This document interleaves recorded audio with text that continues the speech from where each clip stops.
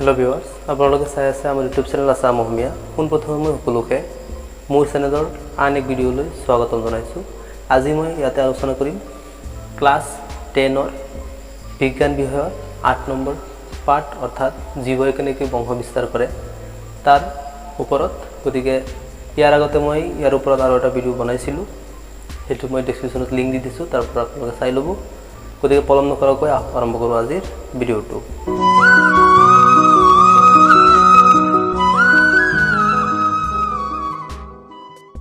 ইয়াৰ আগৰ ভিডিঅ'টোত আমি অযৌন প্ৰজননৰ বিষয়ে আলোচনা কৰিছিলোঁ।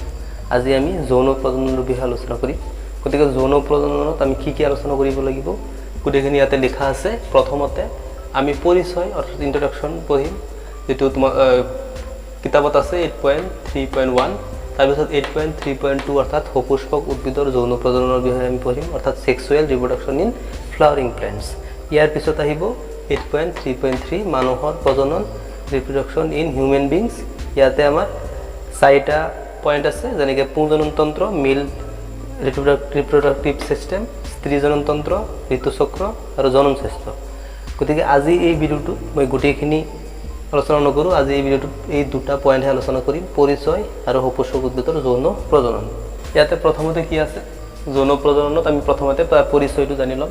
ইয়াৰ আগতে আমি কি পঢ়িছিলোঁ, অযৌন প্ৰজনন। অযৌন প্ৰজননটো কি আছিল, যে যিবিলাক এককোষী জীৱ অৰ্থাৎ এটা কোষৰ দ্বাৰা গঠিত, সেই কোষটো কিবা প্ৰকাৰে বিভাজন হয়, দুটা কোষলৈ বিভাজিত হৈ তাৰ পৰা নতুন আকৌ সেই জীৱটোৰ সৃষ্টি হয়।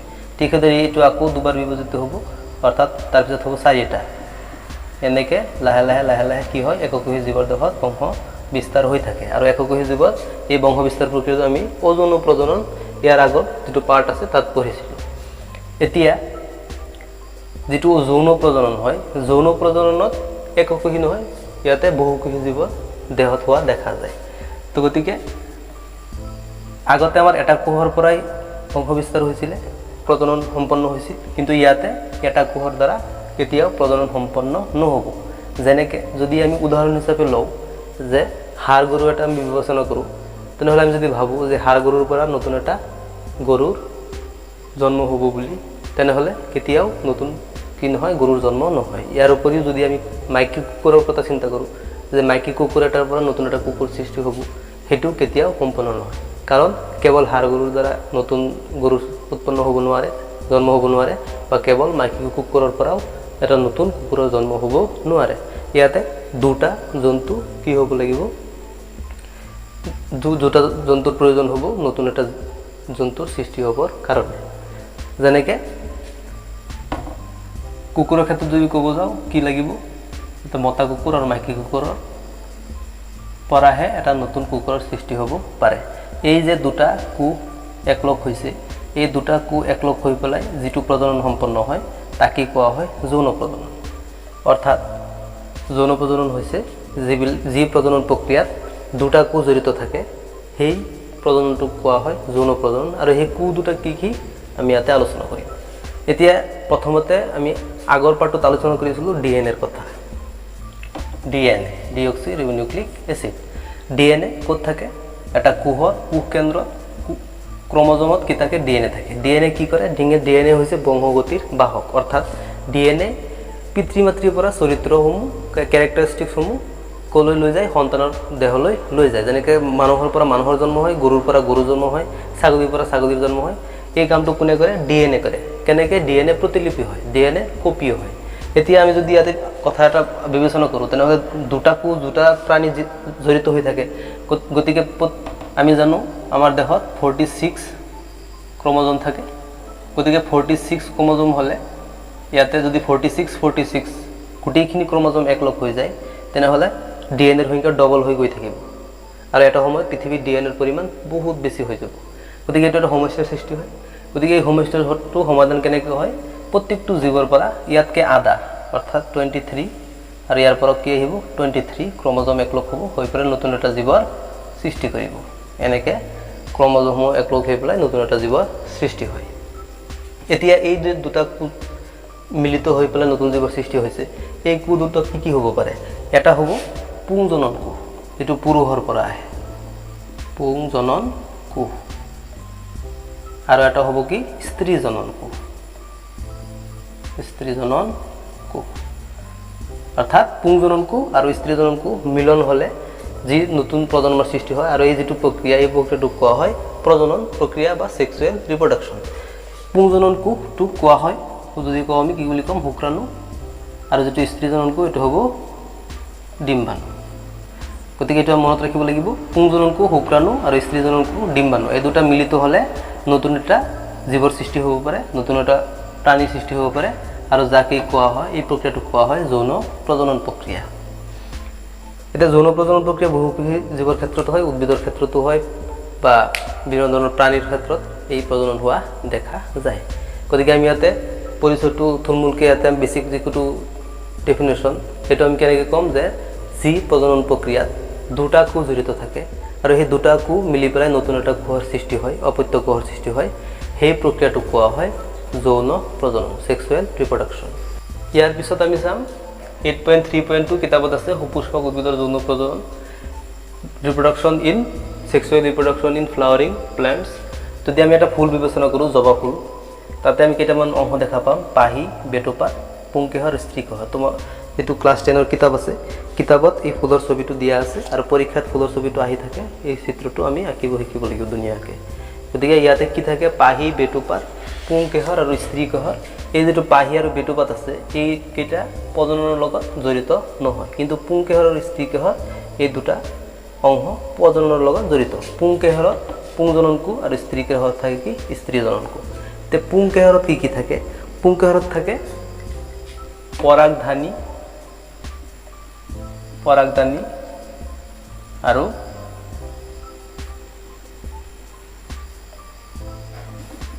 পুংদণ্ড আৰু স্ত্ৰীকেহৰত যদি আমি চাওঁ ইয়াতে কি আছে গৰ্ভমুণ্ড তাৰপিছত গৰ্ভদণ্ড আৰু গৰ্ভাশয় অৰ্থাৎ স্ত্ৰীকেহত এইকেইটা অংগ আছে চিত্ৰত ভালকৈ দিয়া আছে আৰু পুংকেহৰত এই দুটা অংশ থাকে এতিয়া মই আগতে কৈছিলোঁ যে যৌন প্ৰজনন হ'ব হ'লে পুংজনন কোষ আৰু স্ত্ৰী জনন কোষৰ মিলন হ'ব লাগে গতিকে ইয়াতে পুংজনন কোষ আৰু স্ত্ৰী জনন কোষ দুয়োটা আছে যেনেকৈ পৰাগদানিত কি থাকে পৰাগ ৰেণু থাকে পৰাগ ৰেণু আৰু এই যে পৰাগ ৰেণু ভিতৰতে কি হয় যিবিলাক আমাৰ পুংজনন কোষৰ সৃষ্টি হয় আৰু এই পৰাগ ৰেণু আহি পেলাই গৰ্ভাশয়ত থকা ডিম্ব গৰ্ভাশয়ত কি থাকে ডিম্ব থাকে ডিম্ব এক ইয়াৰ লগত কি হয় সংযোগ হয় মিলন ঘটাৰ পিছতহে এই প্ৰজনন প্ৰক্ৰিয়াটো সম্পন্ন হয় তে প্ৰজনন প্ৰক্ৰিয়াটো কেনেকৈ সম্পন্ন হয় প্ৰথমতে এই পৰাগ ৰেণুসমূহ আহি পেলাই প্ৰথমতে এই গৰ্ভমুণ্ড অৰ্থাৎ গৰ্ভমুণ্ড হৈছে একেবাৰে ওপৰত যিটো অংশ ওপৰত থাকে ইয়াতে এই অংশটো হৈছে গৰ্ভমুণ্ড প্ৰথমে পৰাগ ৰেণু আহি পেলাই ইয়াত পৰিব লাগিব আৰু যেই পৰাগ ৰেণু আহি পেলাই গৰ্ভমুণ্ডত আহি পেলাই পৰে এই যেটো প্ৰক্ৰিয়া তাক কোৱা হয় পৰাগযোগ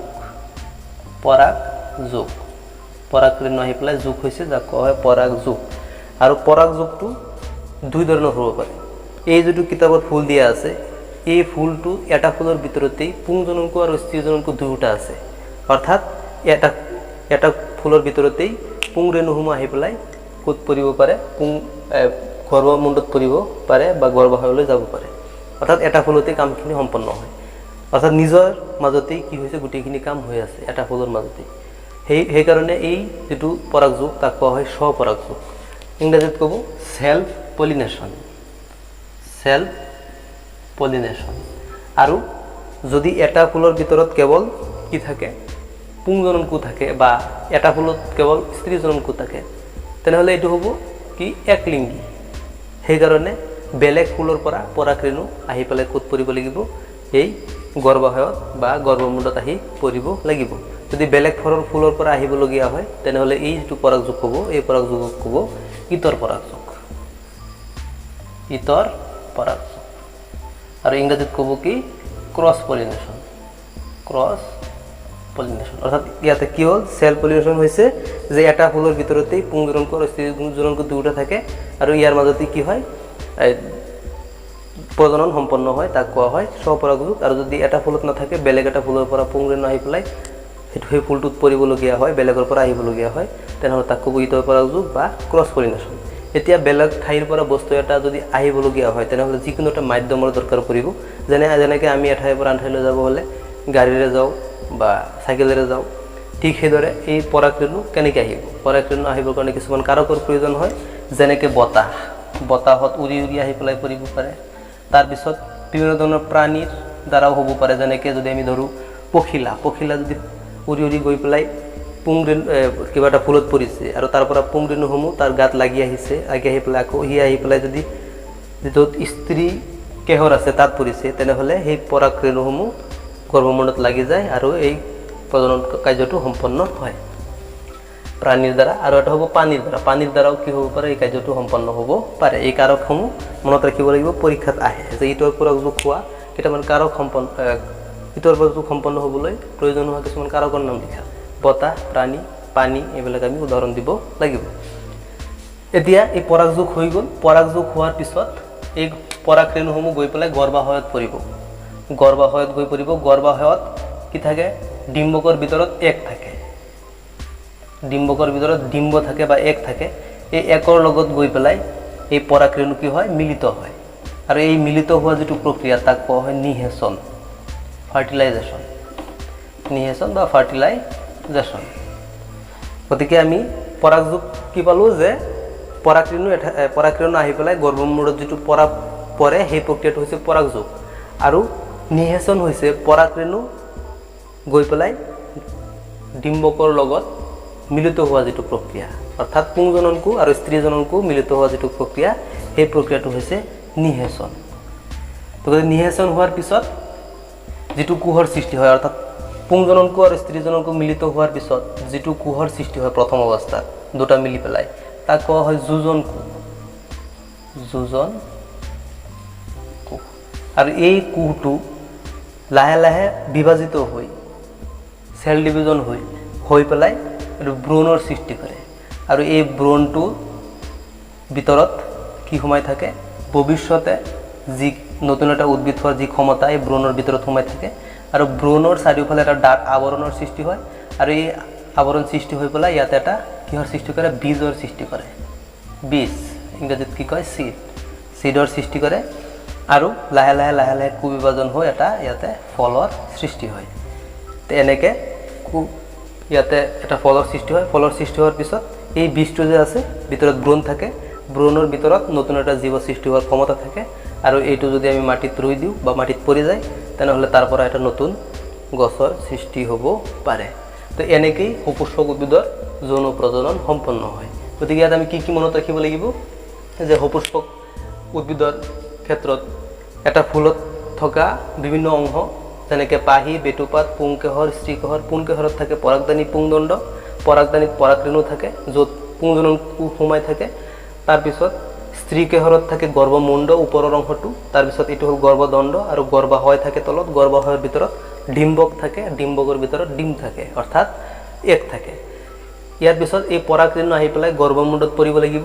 এই যিটো গৰ্ভমুণ্ডত আহি পৰা প্ৰক্ৰিয়া তাক কোৱা হয় পৰাগযুগ, পলিনেশ্যন বুলি কয় ইংৰাজীত। আৰু দুটা প্ৰক্ৰিয়াত হয়, এটা হ'ল সেলফ পলিনেশ্যন, এটা ফুলৰ ভিতৰতে কামখিনি সম্পন্ন হয়, সেইটো হ'ল সেলফ পলিনেশ্যন বা স্বপৰাগযুগ। আৰু এটা হৈছে বেলেগ ফুলৰ পৰা স্থানান্তৰিত হ'বলগীয়া হয়, যাক কোৱা হয় ইতৰপৰাগযুগ বা ক্ৰছ পলিনেশ্যন। আৰু এই ক্ৰছ পলিনেশ্যন এই কেইটামান কাৰকৰ দ্বাৰা সম্পন্ন হয়, বতাহ, প্ৰাণী, পানী, এইবিলাক কাৰকৰ দ্বাৰা সম্পন্ন হয়। এই পৰাগযুগ হোৱাৰ পিছত যিখিনি পৰাগৰেণুত থকা পুংজনন কোষ গৈ পেলাই ক'ত পৰেহি, গৰ্ভাশয়ত থকা ডিম্বকৰ ভিতৰত থকা এক বা ডিমৰ লগত মিলিত হয়।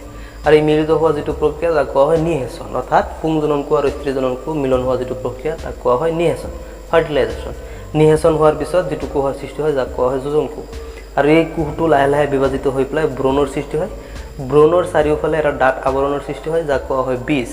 আৰু বীজটো লাহে লাহে কুবিভাজন হৈ ডাঙৰ এটা মাংস হ'ল ফলৰ সৃষ্টি হয়।